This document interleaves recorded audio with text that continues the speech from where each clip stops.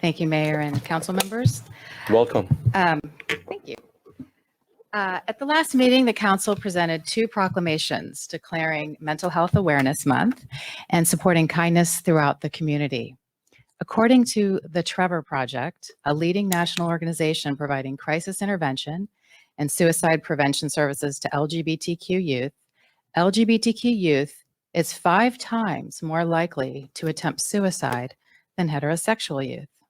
We also know that suicide is the second leading cause of death in kids aged 10 to 24. With the increase of mental health issues during the pandemic, our kids have never needed the support, love, and acceptance of their leaders more than now. I serve on a committee at my children's high school that works with youth and diversity, and I can tell you that my eyes have been open to the pain and suffering of LGBTQ kids who are already going through the normal teenage angst, now grapple with questioning their sexuality and anxiety around their acceptance in their family and their community. It would be such an amazing show of support if it may even save a life here in Laguna Niguel if the City Council acknowledged their struggle for acceptance by supporting Pride Month. In the Kindness Proclamation, you recognized race, ethnic, and age makeup, but excluded the LGBTQ community.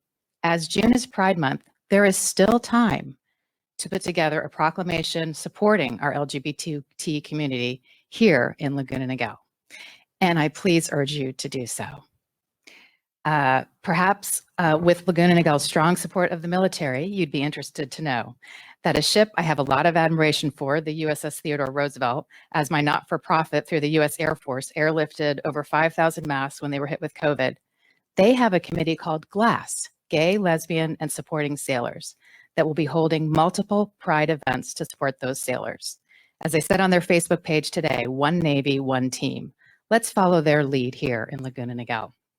Before you leave the podium, just for the record, I wanted to acknowledge your email. I immediately sent it to our city manager, Tammy Laterna, and she did a superb job by explaining everything that was inclusive, on and on and on. This item is not on the agenda. I don't want to dive into the discussion on that, but City Manager Tammy Laterna, do you have any comments that you would like to supplement my quick comment? Yes, thank you, Mayor. The goal of our Kindness Proclamation was to be inclusive and expansive in lieu of specifically naming individual groups. In fact, we wanted to reach and be relevant to as many groups as possible, and that was the purpose behind it.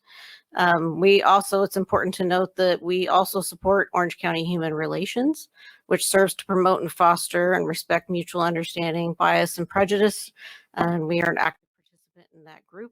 And additionally, we've also taken mental health in this community very seriously. We've supported mental health programs specifically for our youth with Wellness Wednesday workshops for our teens. So in summary, the point of the proclamation was to be inclusive, and we do take those issues very seriously. Absolutely. And on the final comment, if I may, accentuate what our city manager mentioned. Just for the record, since March 2020 that the COVID-19 pandemic started, I have asked our police chief and our city manager to provide me with the specific data statistics.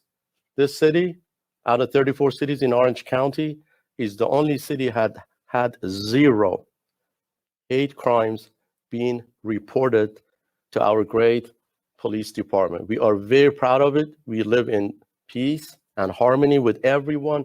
Every citizen in this great city has utmost respect from everyone, and we are a very unique city. With that, thank you very much.